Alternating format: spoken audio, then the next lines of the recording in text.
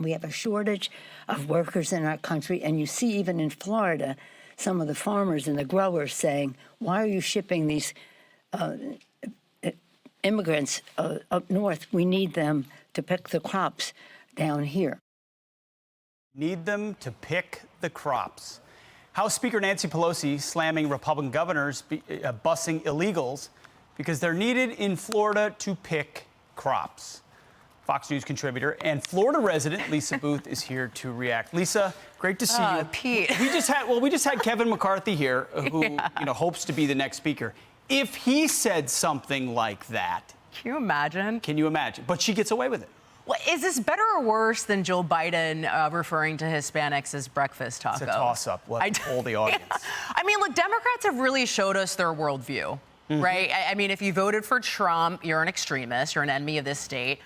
They think Hispanics should be out in the fields, out in the fields. If poor kids could be just as bright as white kids if you're Joe Biden, or you're not black if you don't vote for him. But, I think this is probably one of the reasons, along with others, that we're seeing this massive shift of Hispanic voters to Republicans, right? I'm in Florida. Miami-Dade County now has more among Hispanics there, has more individuals who are registered as Republican than Democrat, right? And along with all this other stuff, this woke stuff, defund the police, open borders. I just interviewed Maximo Alvarez, who spoke so eloquently at the RNC convention in 2020, warning us that if Joe Biden was elected, communism would come to America. And that's the concern that so many feel, that it's overtaken so many of our institutions. So, in part, this worldview that they've really shown us, and then in other part, just this terrible policy that we're seeing. It's an eminently condescending, elitist view that is held up by so-called elite media in this town, which probably hasn't, I'd have to check, but it's not like they're playing that tape on a loop at any other network.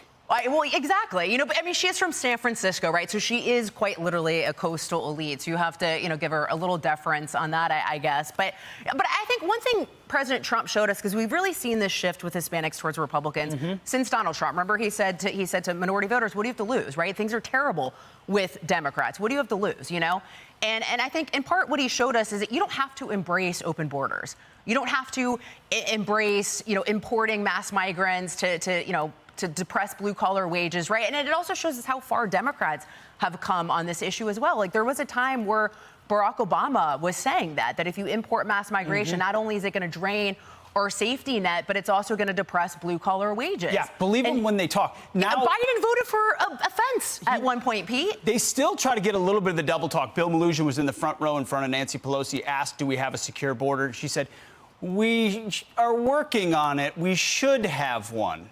I mean, they know it's politically, at this moment, terrible for them, but they can't resist the open borders crowd. Yeah, but what was one of the first things that Joe Biden did when he took office? Do you remember? He halted deportations for 100 days. Yep. That was one of the first steps. The DHS Secretary, Mayorkas, has said that crossing the border illegally is not grounds for deportation. This is the Department of Homeland Security Secretary. We have open borders. We're not a sovereign nation anymore. It's abundantly clear. There's no effort to stop this mass migration that we are seeing into the country. And it's from everywhere. It's from all around the world now. And then what we're seeing with a lot of these places, that every town is a border town now, right? We've got fentanyl pouring over. We have terrorists coming into the country, criminals coming into the country, and there is no effort. And the only way it stops is for Americans to turn out this November and they say, we've had enough of these policies that are destroying the country. We've had enough. And that's the only way. You've got to send a message. We're seeing that type of backlash, as Will and I broke down earlier this morning, in Europe. We shall see if it happens here in the United States. Certainly merited. By the way, you can watch the big Sunday show today at 5 p.m. Lisa, joined by Anita, Jimmy, and Raymond. Don't miss it. Thanks for being here. Don't miss it. Thanks so much for having me. I appreciate it. You got it.